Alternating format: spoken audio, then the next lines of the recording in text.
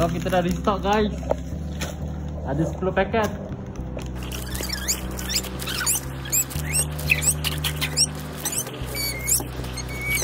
Okay, jom. Simply wow.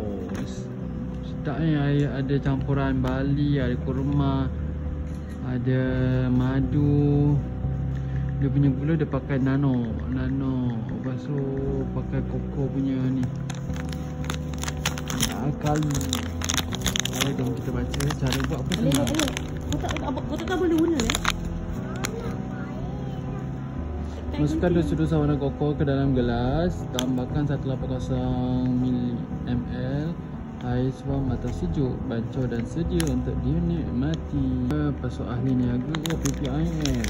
Tambahan serbuk koko, barley, ekstrak kurma merah, ekstrak madu, ubi bit merah, krima, bukan tenusu, gula perang, gula nano. Ni korang sebut sendirilah, dan tak kata nak sebutnya. Ni saiz hidangan dia.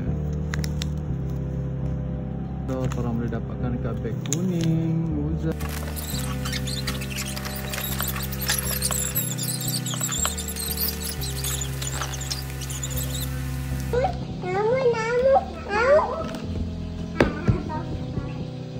Dapatkan di beg kuning.